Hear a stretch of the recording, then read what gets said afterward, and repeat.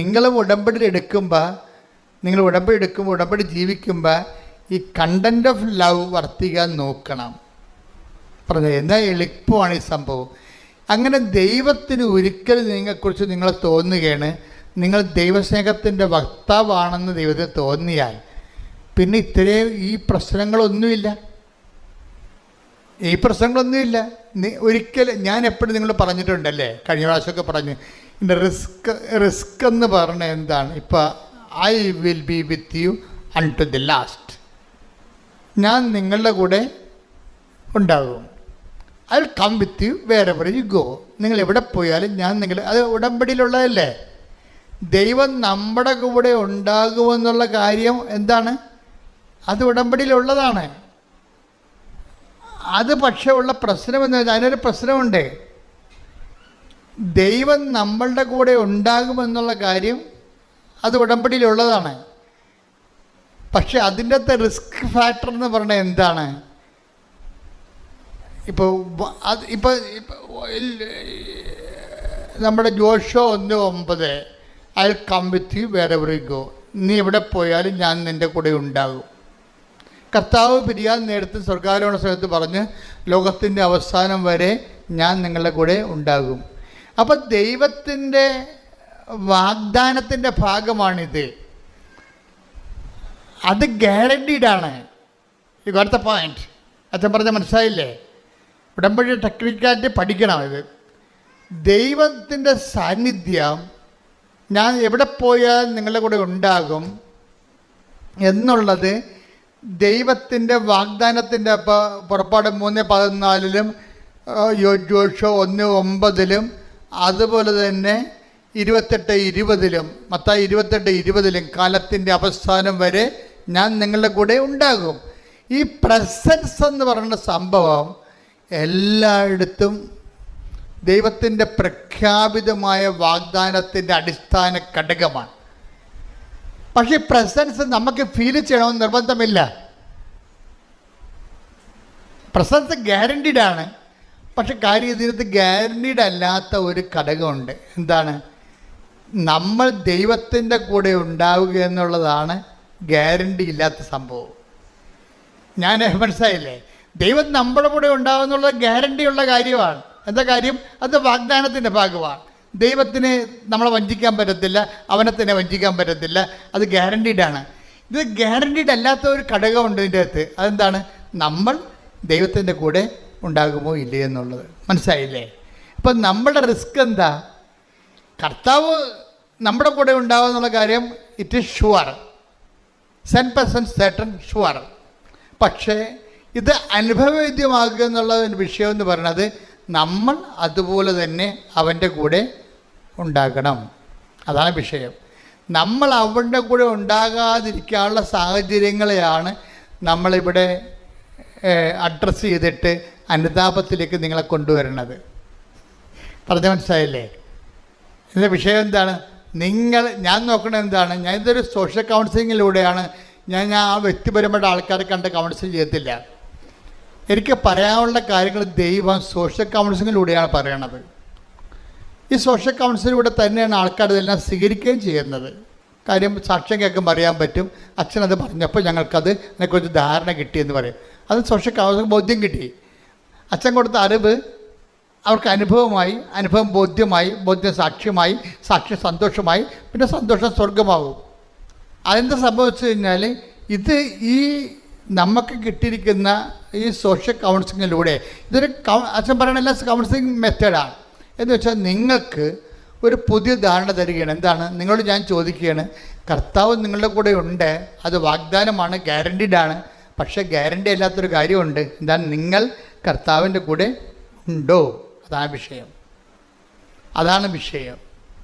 കാര്യം പാപം ചെയ്യുന്ന പാപത്തിന് അടിമയാണ്, അടിമ ഒരിക്കലും വീട്ടിൽ വസിക്കുന്നില്ലെന്ന് പറഞ്ഞില്ലേ? അപ്പം നമ്മുടെ കൂടെ ഇല്ലല്ലോ കർത്താവ്. പരിശോധിക്കട്ടെ. ഹല്ലേലൂയ, ഒരുമിച്ച് പാടാം.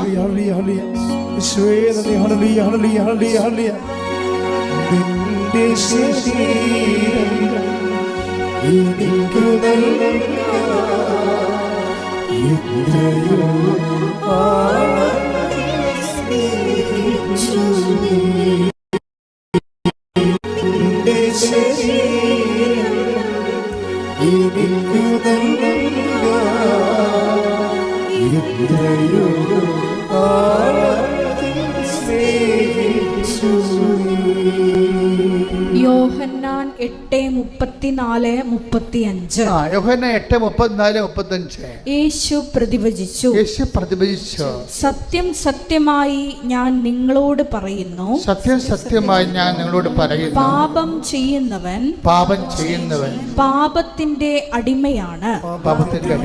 അടിമ എക്കാലവും ഭവനത്തിൽ വസിക്കുന്നില്ല, പുത്രനാകട്ടെ എക്കാലവും വസിക്കുന്നു. ഇതാണ് പ്രശ്നം. ദൈവം നമ്മുടെ കൂടെ ഉണ്ടെന്നുള്ളത് 100% ഗ്യാരണ്ടീഡ് ആണ്. ഗ്യാരണ്ടി അല്ലാത്ത കാര്യം എന്താണ്? പാപം ചെയ്യുന്നവൻ ഒരിക്കലും ഭവനത്തിൽ വസിക്കുന്നില്ല, കർത്താവിൻ്റെ കൂടെ വസിക്കുന്നില്ല. അതാണ് വിഷയം. അതുകൊണ്ടാണ് നമ്മൾ ഉടമ്പടി പാപത്തെ അഡ്രസ്സ് ചെയ്യുന്നത്. പാപത്തെ അഡ്രസ്സ് ചെയ്യണതും പാപത്തിൻ്റെ പടിപടിയായിട്ട്, അതായത് പാപത്തെ നമുക്ക് തലയിലെ പേൻ പിറക്കി കളയണ പോലെ പിറക്കി കളയാൻ പറ്റത്തില്ല. ഇതിൻ്റെ സംഭവം എന്ന് വെച്ച് കഴിഞ്ഞാൽ ഇങ്ങനെ ഒരു സിറ്റുവേഷൻ ഉണ്ടാകാത്ത സിറ്റുവേഷൻസ് ക്രിയേറ്റ് ചെയ്യാനേ പറ്റത്തുള്ളൂ. പാപം ചെയ്യാൻ പറ്റാത്തൊരവസ്ഥ. അതുകൊണ്ടാണ് ഞാൻ നിങ്ങൾക്ക് ദൈവസ്നേഹത്തിൻ്റെ മരുന്ന് തരണത്. മനസ്സിലായില്ലേ? ദൈവസ്നേഹം വർദ്ധിച്ചു കഴിഞ്ഞാൽ ആ ദൈവസ്നേഹത്തിന് 2 ഇഫക്ട്സ് ഉണ്ട്. നിങ്ങളുടെ ഒരു വ്യക്തിയിൽ, ഒരു ആത്മാവിൽ ദൈവസ്നേഹം വർദ്ധിക്കുമ്പോൾ 2 ഇഫക്റ്റ് ഉണ്ടാവും. ഒന്ന്, പാപം ചെയ്യാനുള്ള വാസനകളുടെ മേൽ ദൈവം അഭിഷേകം തരും. അത് ദൈവം നേരിട്ട് തന്നതാണ്. അതിൻ്റെ കാര്യം വെച്ചാൽ എൻ്റെ നിർമ്മലൻ അഴിഞ്ഞു പോകാൻ അനുവദിക്കത്തില്ല. സങ്കീർത്തനം 16:10. അവിടുന്ന് എന്നെ പാതാളത്തിൽ തള്ളുകയില്ല, അങ്ങയുടെ പരിശുദ്ധൻ ജീർണിക്കാൻ അനുവദിക്കുകയില്ല. അതായത് പാപം ചെയ്യാതിരിക്കാനുള്ള ഒരു ആന്തരിക അഭിഷേകം നമുക്ക് തരും.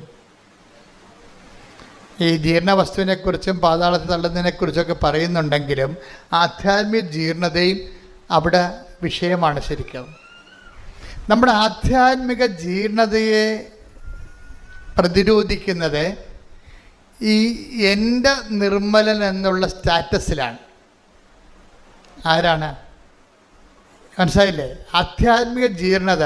നമ്മളിപ്പോൾ ചില ധ്യാനകേന്ദ്രങ്ങൾക്ക് നിങ്ങളുടെ പാപം 150 പാപം 560 പാപം കൊണ്ടുപോവാ, മണ്ണെണ്ണ ഒഴിച്ച് കത്തിക്കാന്നൊക്കെ പറയും. കത്തിച്ചാൽ ഈ പന്നികൾ അത് തന്നെ ചെയ്യുകയും ചെയ്യും വീണ്ടും. അങ്ങനെയുള്ള സൂത്രപ്പണികളും അഭ്യാസങ്ങളും ഒന്നും കൊണ്ട് പാപത്തെ നയിക്കാൻ പറ്റത്തില്ല. പാപത്തെ നമ്മൾ ടാർഗറ്റ് ചെയ്യാൻ ഉദ്ദേശിക്കുന്നുണ്ടെങ്കിൽ ആ വ്യക്തിക്ക് ദൈവസ്നേഹം വളർന്നിരിക്കണം. ദൈവസ്നേഹം വളർന്ന 2 ഇഫക്റ്റ് വരും. എന്താ ഇഫക്റ്റ് പറയുന്നത്? ഒന്ന്, ദൈവത്തിനൊരു റിസ്ക് ഉണ്ട്. എന്താണ്? എൻ്റെ നിർമ്മലൻ ആധ്യാത്മിക ജീർണിക്കാൻ ഞാൻ അനുവദിക്കത്തില്ല. അത് നമുക്ക് സപ്പോർട്ട് കിട്ടുന്നതാണ്. പിന്നെ എന്താ വെച്ച് കഴിഞ്ഞാൽ നമ്മൾക്ക് തന്നെ ഇങ്ങനെയുള്ള സാഹചര്യങ്ങളോട് അഫിനിറ്റി കുറയും, താല്പര്യം. പാപം ചെയ്യാനുള്ള ഒന്നെങ്കിൽ 2 തരത്തിൽ, ഒന്നെങ്കിൽ ഒരു പ്രലോഭനത്തിൽ ഉൾപ്പെടുത്തരുത് നമ്മൾ പ്രാർത്ഥിക്കുമ്പോൾ അങ്ങനെയുള്ള സാഹചര്യങ്ങളിൽ നിന്ന് ഇരിക്കാനുള്ള സാധ്യതയെ ദൈവം ട്രേസ് ഔട്ട് ചെയ്യുന്നുണ്ട്. ഇപ്പം എന്താ ഞങ്ങളെ പ്രലോഭനത്തിൽ ഉൾപ്പെടുത്തരുത് എന്നല്ല പറയണത്. അപ്പം അതിൻ്റെ അർത്ഥം എന്താണ്? അങ്ങനെ ഒരു സിറ്റുവേഷൻ ഉണ്ട് ആധ്യാത്മിക ജീവിതത്തിൽ എന്ന് ഈശോ വെളിപ്പെടുത്തിയിരിക്കുന്നു. കൈയടിക്കട്ടെ. ഹല്ലേലൂയ, ഹല്ലേലൂയ, ഹല്ലേലൂയ, ഹല്ലേലൂയ.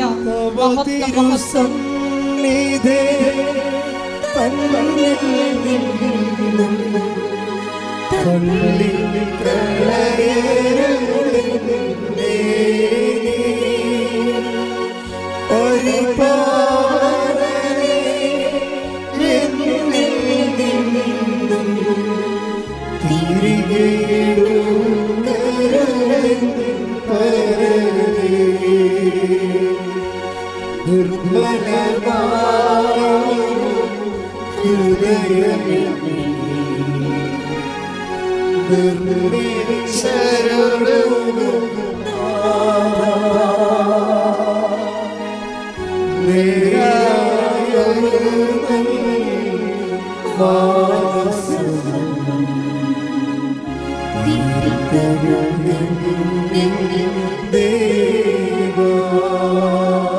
പരിശുദ്ധ പരമദിവ്യകാരുണ്യത്തിന് എന്നേരവും ആരാധനയും സ്തുതിയും പുകഴ്ചയും ഉണ്ടായിരിക്കട്ടെ. എൻ്റെ മക്കളെ, നമ്മുടെ ആധ്യാത്മിക ലൈഫിൽ ഇങ്ങനെ ഒരു സിറ്റുവേഷൻസ് ഉണ്ടെന്ന് ഈശോ ട്രേസ് ഔട്ട് ചെയ്തിരിക്കുന്നു.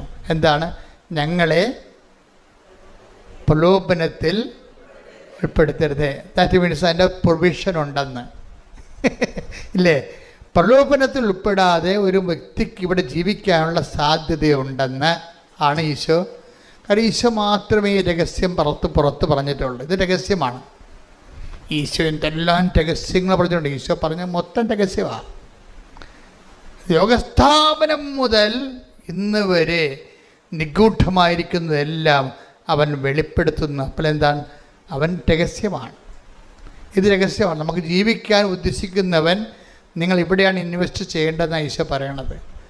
നിങ്ങൾക്ക് സത്യസന്ധമായി ദൈവത്തിൻ്റെ നിർമ്മലയായിട്ടും ജീവിക്കാൻ ഉദ്ദേശിക്കുന്നുണ്ടെങ്കിൽ നിങ്ങൾ ദൈവസ്നേഹത്തിൽ വളരണം. ദൈവസ്നേഹത്തിൽ വളരാൻ ഉദ്ദേശിക്കുന്നുണ്ടെങ്കിൽ നിങ്ങൾ ക്രിസ്തുവിനോടുള്ള സ്നേഹത്തിലാണ് വളരേണ്ടത്. കാര്യം എന്താണ്? ക്രിസ്തു ദൈവത്തിൻ്റെ സ്നേഹത്തിൻ്റെ പ്രതിച്ഛായയാണ്. ദൈവം എത്രത്തോളം നമ്മളെ സ്നേഹിച്ചു എന്ന് അവൻ്റെ മുൾക്കിടം നോക്കുമ്പോൾ അറിയാൻ പറ്റും. അവൻ എന്തുമാത്രം നമ്മളെ സ്നേഹിച്ചു വന്ന് അവൻ്റെ കരചരണങ്ങളെ ആണിപ്പഴും നോക്കുമ്പോൾ അറിയാൻ പറ്റും. അവൻ എന്തുമാത്രം നമ്മളെ സ്നേഹിച്ചു വന്ന് അവൻ്റെ ഹൃദയത്തിലെ തിരുവിലാവിലെ മുറിവ് നോക്കുമ്പോൾ അറിയാൻ പറ്റും. ശ്രുതിക്കട്ടെ, ശ്രുതിക്കട്ടെ, ശ്രുതിക്കട്ടെ. ഹല്ലേലൂയ, ഹല്ലേലൂയ, ഹല്ലേലൂയ. നിന്റെ പാഷനെ പറ്റി അധികമായി ധ്യാനിച്ച് ഞങ്ങൾക്ക് ആഴമായ അനുതാപം നൽകണമേ എന്ന് പ്രാർത്ഥിക്കുന്നു.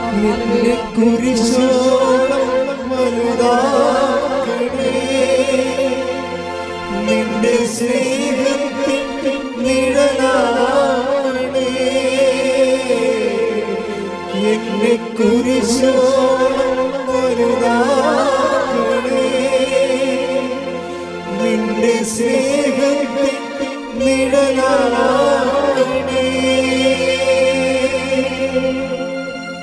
പരിശുദ്ധ പരമദിവ്യകാരുണ്യത്തിന് എന്നേരവും ആരാധനയും സ്തുതിയും പുകഴ്ചയും ഉണ്ടായിരിക്കട്ടെ. നമ്മൾ ഉടമ്പടിയിൽ എന്താ ചെയ്യണത്? അവൻ പറയണത് പോലെ ചെയ്യുക.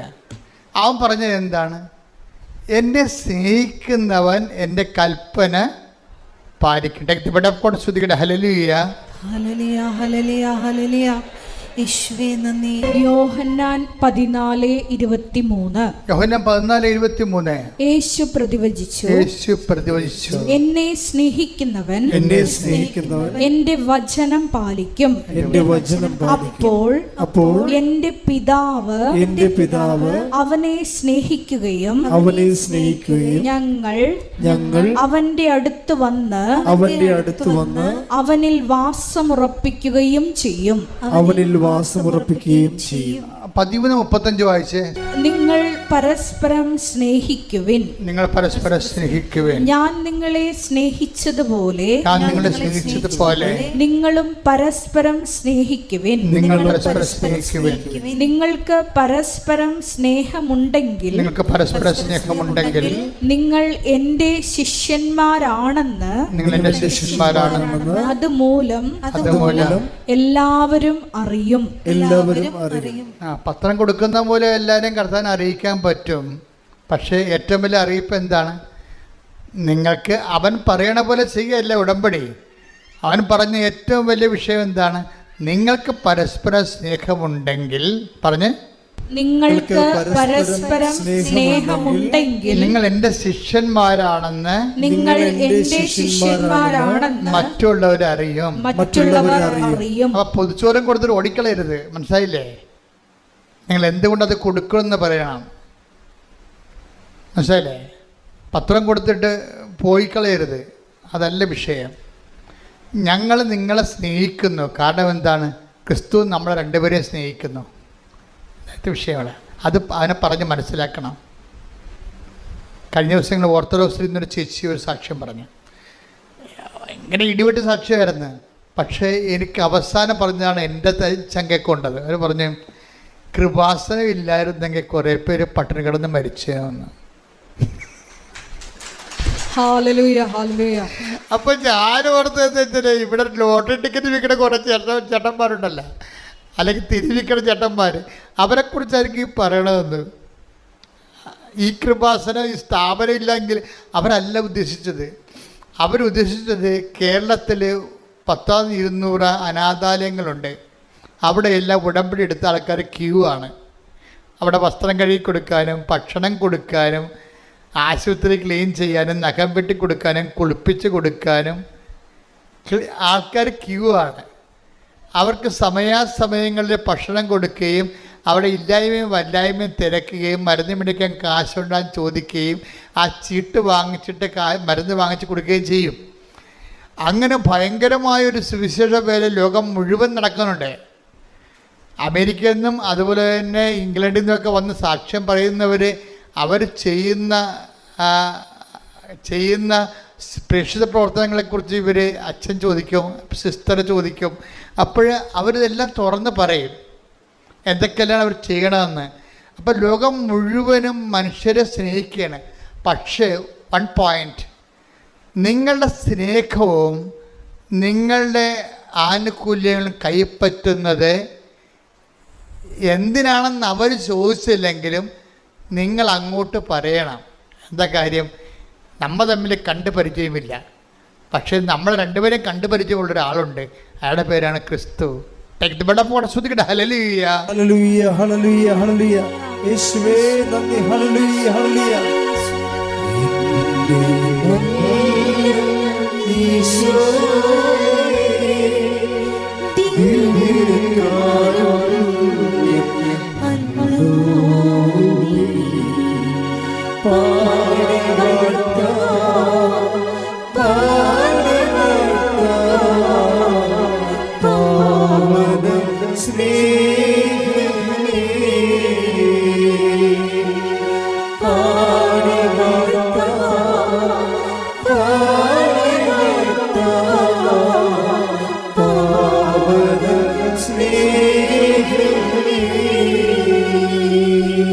ഞാൻ പറയുന്നത് നിങ്ങളെല്ലാം മറക്കണം എന്നാണ് എനിക്ക് പറയാനുള്ളത്.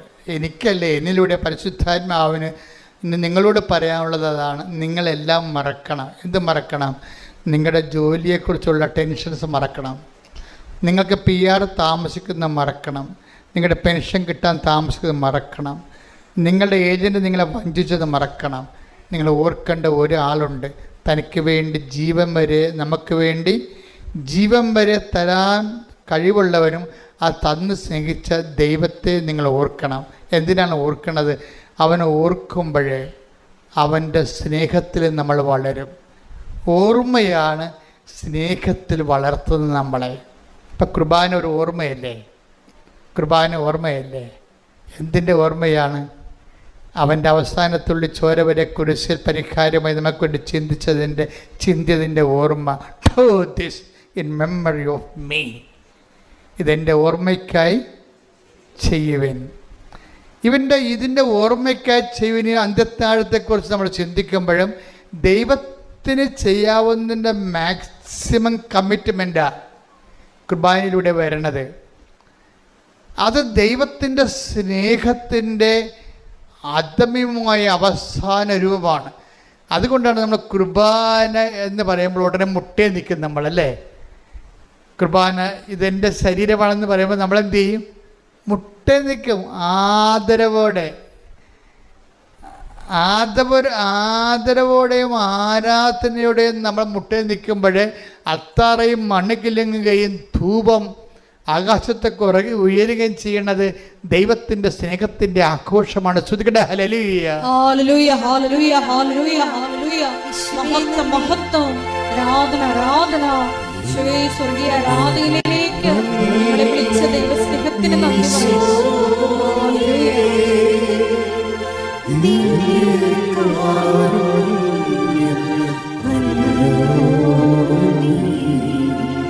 പാടി.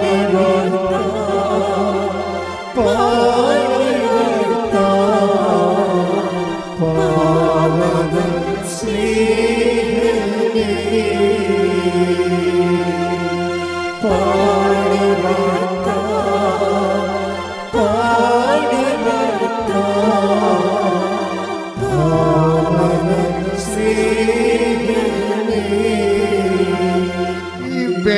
ഇങ്ങനെ കത്തിച്ച് വെച്ച് കഴിഞ്ഞാൽ നമുക്ക് എന്ത് പറ്റും?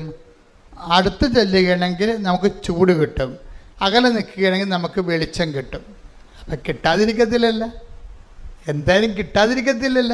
വിളക്ക് ഇങ്ങനെ കത്തിച്ച് വെച്ചാൽ അടുത്ത് ചെല്ലുകയാണെങ്കിൽ നമുക്ക് ചൂട് കിട്ടും, അകന്ന് നിൽക്കുകയാണെങ്കിൽ നമുക്ക് വെളിച്ചം കിട്ടും.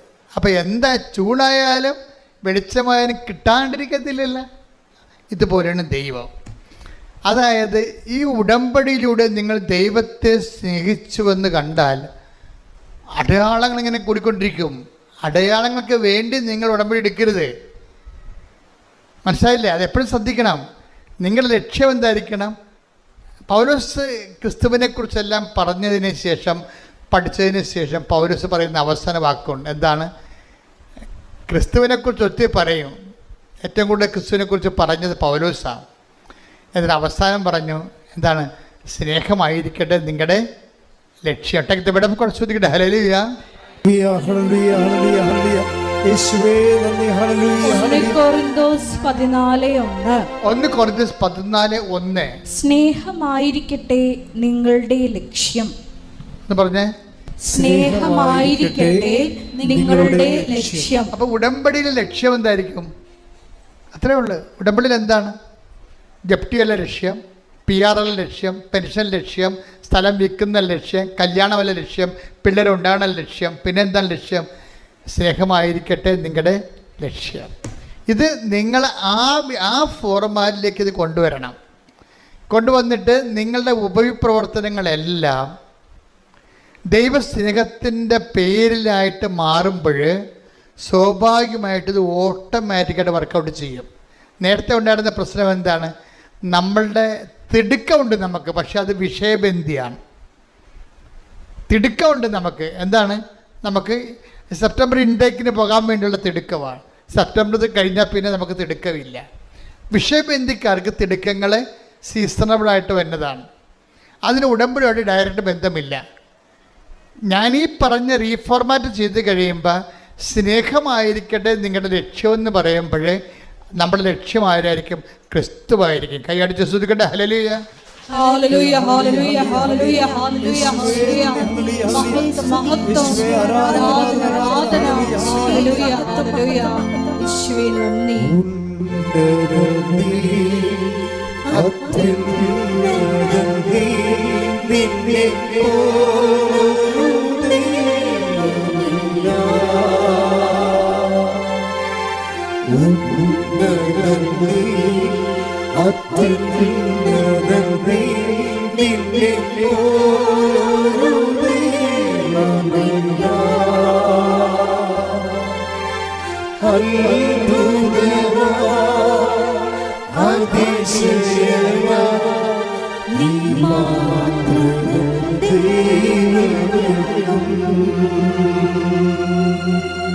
ഇപ്പൊ കാനായിലെ കല്യാണത്തിന് വീട്ടിലുണ്ടായ ഒരു പരുവക്കേട്, നമ്മൾ മലയാളത്തിൽ പറഞ്ഞാൽ എന്താ പറയണത്?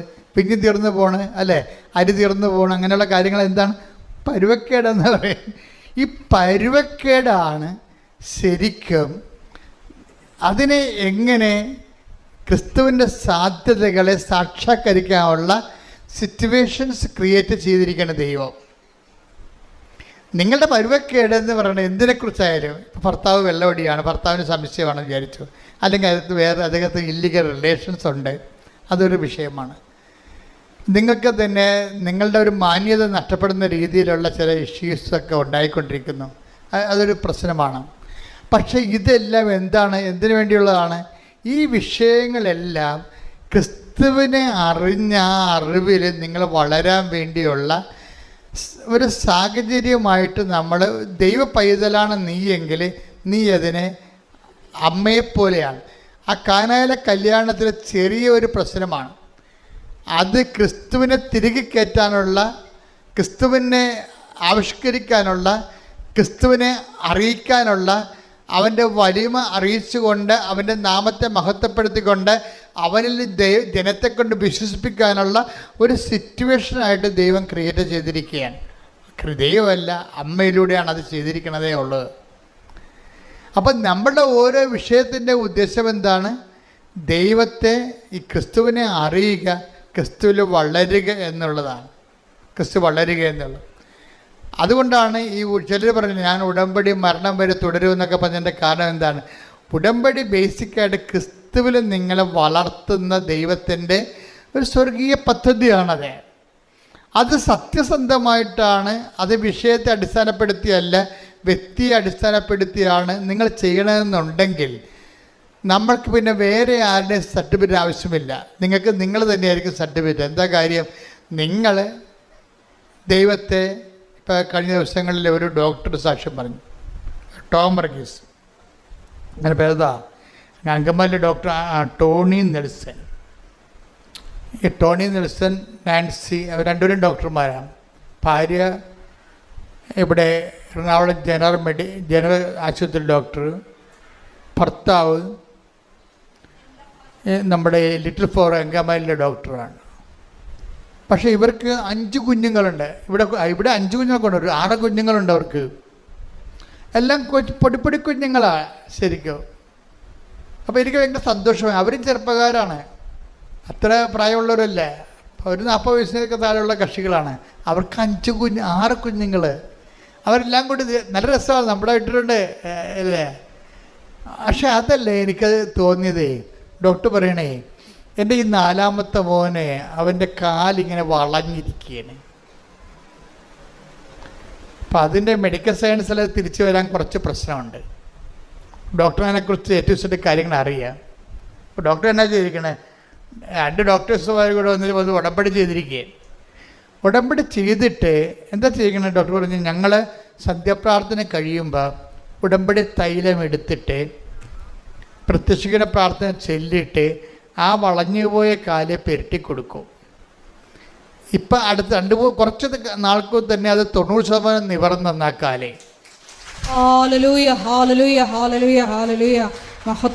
ആ സാക്ഷ്യം ഞാൻ ഇവിടെ നിന്ന് കേൾക്കരുന്നു. അപ്പോൾ എനിക്ക് മനസ്സിലായെന്ന് വെച്ച് കഴിഞ്ഞാൽ ആ വളഞ്ഞ കാലിലൂടെ ക്രിസ്തു നമ്മുടെ കുടുംബത്തിലേക്ക് ലാൻഡ് ചെയ്യുകയാണ്. മനസ്സിലായ? ആ കാല് നേരെ ഇരുന്നെങ്കിൽ ക്രിസ്തുവിന് സാധ്യതയില്ല അവിടെ വരാൻ. ഞാൻ പറഞ്ഞില്ലേ, നമ്മുടെ സഹനങ്ങൾ ക്രിസ്തുവിന് നമ്മുടെ ജീവിതത്തിലേക്ക് വരാനുള്ള സാധ്യതയാണ്. പിന്നെ അവിടെ ഒരു എളിമപ്പെടലുണ്ട്. ചില ഡോക്ടർമാരാകുമ്പോൾ മെഡിക്കൽ സയൻസാണ് എല്ലാം എന്ന് പറഞ്ഞ് പ്രാർത്ഥിക്കാൻ നടക്കുന്ന ഡോക്ടർമാരും ഉണ്ട്. അത് ഭയങ്കര ഗതികേടാണ് ശരിക്കും. എനിക്ക് പലപ്പോഴും തോന്നിയിട്ടുള്ളതേ, ഞാൻ അമ്മയെ നേരിട്ട് കണ്ടതിന് ശേഷം എനിക്ക് തോന്നിയതേ, എനിക്ക് നിരീശ്വരന്മാരോടൊക്കെ ഭയങ്കര സങ്കടം തോന്നി. അതൊക്കെ മുമ്പ് എനിക്ക് അവരോടൊക്കെ പുച്ഛമായിരുന്നു. കാര്യം അവർക്ക് അതിനൊക്കെയുള്ള കൃപ ദൈവം കൊടുത്തില്ല എന്ന് ഓർത്തിട്ടാണ് അവരുടെ ഈ വൈജ്ഞാനിക വങ്കത്വം കൊണ്ടല്ലേ അവർ ദൈവത്തെ തള്ളിപ്പറയണമെന്ന് ഓർത്തിട്ട് എനിക്ക് അവരുടെ പുച്ഛമായിരുന്നു. പക്ഷേ 2004 അമ്മയെ കണ്ടതിന് ശേഷം എനിക്ക് എൻ്റെ ജീവിത രീതിയിലെല്ലാം മാറ്റമുണ്ടായി, ചിന്താരീതി മാറ്റമുണ്ടായി. ഞാൻ പറഞ്ഞു, ഒരു മനുഷ്യൻ്റെ ഏറ്റവും വലിയ ദുരന്തം എന്ന് പറയുന്നത് ദൈവത്തെ വിശ്വസിക്കാൻ ഒരു പഴുത് കിട്ടാത്തതാണ്.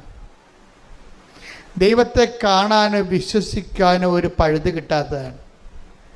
അയ്യോ, ഇങ്ങനെ കുറേ. അതുപോലെ തന്നെ ചില വൈദികരും ഇതുപോലെ അവർ സംസാരിക്കുമ്പോൾ അവർക്ക് പറയും, ഒരു വൈദികൻ ഒരു വാർഷിക ധ്യാനത്തിന് ഞങ്ങളെ ധ്യാനിപ്പിക്കുകയാണ്. അപ്പം ധ്യാനിപ്പിച്ചിരിക്കുന്ന ധ്യാനഗുരു തന്നെ പറയണം ദൈവത്തെ ഒരിക്കലും ആരും കണ്ടിട്ടില്ലെന്ന്. അപ്പം ഞാനുടനെ കൈപൊക്കി നിർത്താൻ പറഞ്ഞു.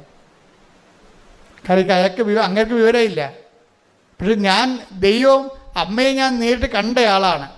അപ്പം ഞാൻ അവിടുന്ന് അത് പറയാതെ പോന്നു കഴിഞ്ഞാൽ, ഞാൻ അവിടെ ഇരിക്കുന്ന 10-50 അച്ഛന്മാരുണ്ട്, പിന്നെ ധ്യാനഗുരു ഉണ്ട്.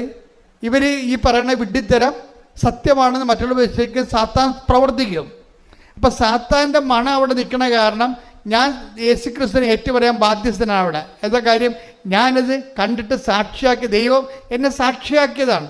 അപ്പം തന്നെ വാർഷിക ധ്യാനത്തിൽ ഞാൻ എഴുന്നേറ്റ് പറഞ്ഞ്, അച്ഛൻ പറഞ്ഞത് ശരിയല്ല, ദൈവാനുഭവം സത്യമാണ്, അത് ടാൻജിബിളാണ്, ഞാനാണ് അനുഭവസ്ഥനെന്ന് പറഞ്ഞു. അത് പറഞ്ഞപ്പോൾ പിന്നെ അച്ഛൻ മുന്നോട്ട് പോകാൻ പറ്റത്തില്ല. പിന്നെ കണങ്ങളൊക്കെ പറഞ്ഞു കഴിഞ്ഞാൽ പണിയാവും. എന്താ ഇങ്ങനെ കുറേ വൈജ്ഞാനിക വങ്കത്വം കയറിയിട്ട് ബുദ്ധിയാണ് ദൈവം എന്ന് പറഞ്ഞിട്ട് അത് കൊണ്ട് ദൈവത്തെ മനസ്സിലാക്കുന്ന കുറേ സാഹചര്യങ്ങൾ അക്കാഡമിക് ലെവലിൽ ചിലരില്ലെങ്കിലും ഉണ്ട്. ഇതൊന്നും ഞാൻ തിരിച്ചെടുക്കാൻ തയ്യാറല്ല. എന്താ കാര്യം? ഞാൻ സഭയിൽ അനുഭവിച്ചിരിക്കുന്ന വിഷയമാണ്. ബുദ്ധിപരമായിട്ട് ദൈവത്തെ കാണാൻ പരിശ്രമിക്കുകയും അതിൻ്റെ പേരിൽ ഉണ്ടാകുന്ന ആധ്യാത്മിക വരൾച്ചയുടെ പേരിൽ ഇവർ ദൈവമാണെന്നും പറഞ്ഞ് വേറെ ദൈവങ്ങളെ അവർ ബുദ്ധിപരമായിട്ട് ഉണ്ടാക്കുന്ന ദൈവങ്ങളെ സൃഷ്ടിക്കുകയും ജനത്തിൻ്റെ അവകാശങ്ങളെ നിഷേധിക്കുകയും ചെയ്യുന്ന ആധ്യാത്മിക വരൾച്ചയുണ്ട്. അപ്പം അത് കേൾക്കുമ്പോൾ നിങ്ങൾക്ക് പരിശുദ്ധാത്മാവ് ഉണ്ടെങ്കിൽ അപ്പം നിങ്ങൾക്ക് മനസ്സിലാകും ഈ ആൾ ട്രാക്ക് ഔട്ടാണെന്ന് മനസ്സിലാകും. ഇയാളെ ട്രാക്ക് ഔട്ടാണെന്ന് മനസ്സിലാകും. അപ്പം അതുകൊണ്ട് തന്നെ നിങ്ങൾ ഇങ്ങനെയുള്ള കാര്യങ്ങൾ ദൈവത്തിനെതിരെ പറയുന്ന ഒരു കാര്യം കേൾക്കാനോ ബാധ്യസ്ഥരല്ല നമ്മൾ. എപ്പോഴും ഓർത്തേക്കണം. നമ്മൾ ഒരു കർത്താവ് പറഞ്ഞില്ലേ, ഒരു അത്തിവൃക്ഷം നട്ടു, ഒരുത്തന് ഒരു മുന്തിരിത്തോട്ടം ഉണ്ടായിരുന്നു. ആ മുന്തിരിത്തോട്ടത്തിൽ കൊണ്ടുവന്നൊരു കാട്ടത്തിവൃക്ഷത്തെ നട്ടുപിടിപ്പിച്ചെന്ന് പറഞ്ഞില്ലേ. അപ്പം കാട്ടത്തിവൃക്ഷത്തിന് എന്തുമാത്രം ഫെൻസിങ്ങാണ് ചെയ്തിരിക്കണത്. അതുപോലെ നമ്മുടെ വിശ്വാസത്തെ സംരക്ഷിക്കാനും വളർത്താനും നമുക്ക് ബാധ്യതയുണ്ട്. വായി നോക്കികളെല്ലാം ടി വി ഇരുന്നുണ്ട് കുരക്കണമെല്ലാം കേട്ടിട്ട് അതാണ് സത്യമെന്ന് പറഞ്ഞ് നടക്കരുത്. നമുക്ക് അങ്ങനെയുള്ളപ്പോൾ തന്നെ സാധനം ഓഫ് ചെയ്ത് കളയണം. എന്താ കാര്യം? നമുക്കൊരു ലക്ഷ്യമുണ്ട്. നിങ്ങൾ നേടിയെടുത്തതിന് മുറുകെ പിടിച്ചുകൊണ്ട് പോകണം. Take the bed of God. ശ്രദ്ധിക്കട്ടെ. ഹല്ലേലൂയ, ഹല്ലേലൂയ, ഹല്ലേലൂയ, യേശുവേ നന്ദി. ഹല്ലേലൂയ, ഹല്ലേലൂയ, ഹല്ലേലൂയ, ഹല്ലേലൂയ, ഹല്ലേലൂയ, ഹല്ലേലൂയ, ഹല്ലേലൂയ. ഫിലിപ്പി 3:16. ഫിലിപ്പി 3:16. എന്നാൽ നേടിയെടുത്തതിനെ മുറുകെ പിടിച്ചുകൊണ്ട് തന്നെ ആവണം നമ്മുടെ പ്രവർത്തനം. ഇത് ഒരു ബാധ്യതയാണ് ആധ്യാത്മികമായ. നമ്മൾ ഓരോ ഉടമ്പടി പുതുക്കി കഴിയുമ്പോഴും നേടിയെടുത്തതിനെ മുറുകെ പിടിച്ചെന്ന് ഉറപ്പ് വരുത്തണം നമ്മൾ. അല്ലാതെ എന്തെങ്കിലും ഒരു പരീക്ഷയ്ക്ക് ഒരു വിഷയം തോറ്റെന്ന് പറഞ്ഞാൽ ആ തോറ്റ വിഷയത്തെ ഓർത്തുകൊണ്ട് നമ്മൾ ക്രിസ്തുവിനെ അവലംബം വെക്കാനും വിശ്വാസത്തെ വർദ്ധിക്കാനും കൂടുതൽ പുണ്യങ്ങളെ പുരോഗമിക്കാനും കൂടുതൽ സുവിശേഷ സാക്ഷിയാക്കാനും അങ്ങനെ ആ വിഷയം തന്നെ എടുത്തുകൊണ്ട് ക്രിസ്തു വളരാൻ വേണ്ടിയാണ് നമ്മൾ ശ്രമിക്കേണ്ടത്. അല്ലാത്ത ആൾക്കാർ എടുത്തിരിക്കുന്ന ഉടമ്പടിയല്ല, ഉടായ്പാണ്. എന്താ കാര്യം? അവിടെ കാര്യം കാണാൻ വേണ്ടി അതോ പരിപാടിയൊക്കെ എന്തൊക്കെ എഴുതിയിട്ടിട്ട് ഇവർ വീട്ടിൽ പോയി കുത്തിയിരിക്കുകയാണ്.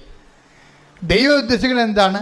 നിൻ്റെ ഓരോ വിഷയത്തിലൂടെയും ദൈവത്തെ നീയും തമ്മിലുള്ള ബന്ധത്തെ വർദ്ധിപ്പിച്ചെടുക്കുക. ദൈവത്തിൻ്റെ ഉദ്ദേശം അതാണ്. നമ്മുടെ ഉദ്ദേശം നമ്മൾ എഴുതിയിട്ടിരിക്കുന്ന കാര്യങ്ങൾ നടക്കുക മാത്രമാണ്. ദൈവത്തിൻ്റെ ഉദ്ദേശം അത് മാത്രമല്ല. എന്താണ്?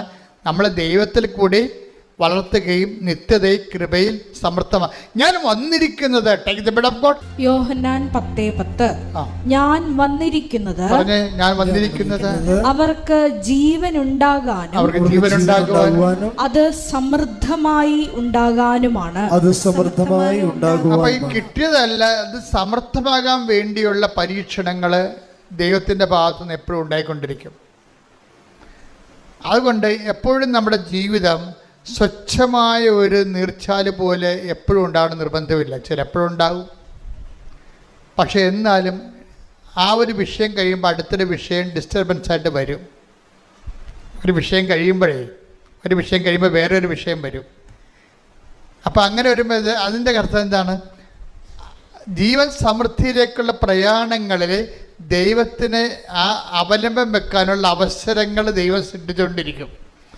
അവസരത്തിനത് ഉയരുക എന്നുള്ളത് നമ്മുടെ ആധ്യാത്മികമായ ബുദ്ധിയാണ്. കൈയടിച്ച് ശ്രദ്ധിക്കേണ്ട. ഹല്ലേലൂയ, ഹല്ലേലൂയ, ഹല്ലേലൂയ, ഹല്ലേലൂയ, ഹല്ലേലൂയ.